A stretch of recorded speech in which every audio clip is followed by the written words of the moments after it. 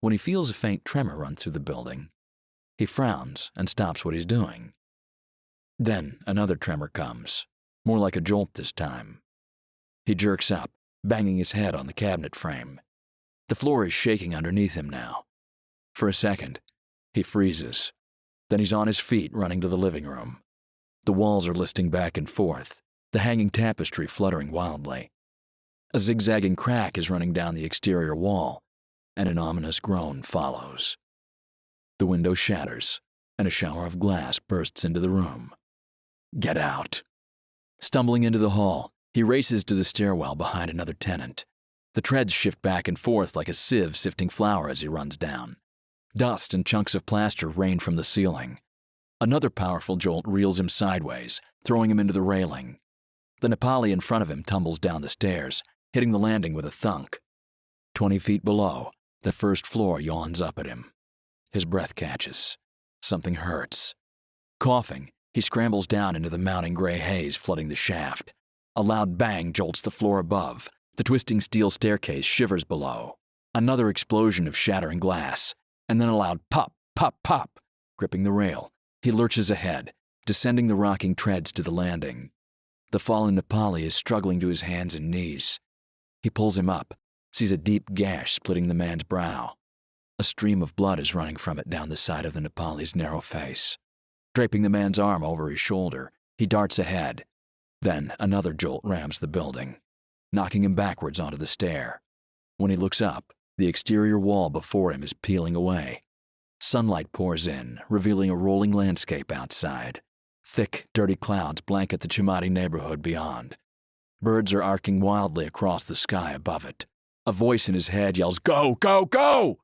He pulls himself and the Nepali up. The man is dazed, dead weight under his arm as he rushes headlong down the faltering stairs, socked feet slipping and sliding. Then, all at once, he's outside, stumbling ahead breathlessly with the Nepali on the seesawing macadam. How he got here he doesn't remember, and he doesn't care to think about it. Just as far as he can get into open space, away from the crumbling building. People ahead are running every which way, calling out for each other, crying, screaming. Children are bawling. Then, a booming thump hits the ground behind him, lifting his feet and sending him and the Nepali crashing to the ground. He half expects his life to end. But when the death blow doesn't come, he closes his eyes. Catching his breath, he finally rolls over, clambers to his hands and knees, and sucks another gulp of air into his burning lungs. Wiping his brow, he looks back. The end of the building is shorn off into a towering mishmash of brick and broken concrete. Underneath it somewhere is his rental car. As he stares at the destruction, he suddenly realizes the ground is still. His heart thuds, and he waits for another jolt. When it doesn't come, he sighs, and for the first time realizes how fortunate he is.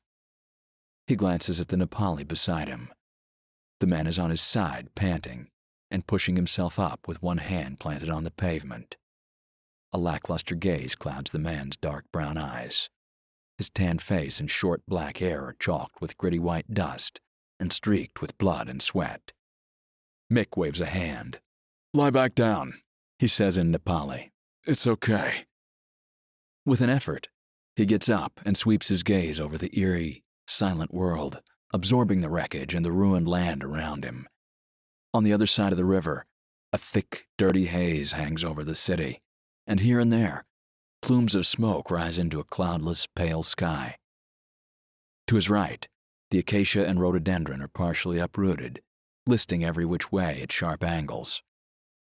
The Tibetan cherry out front is lying on its side, half buried in the rubble.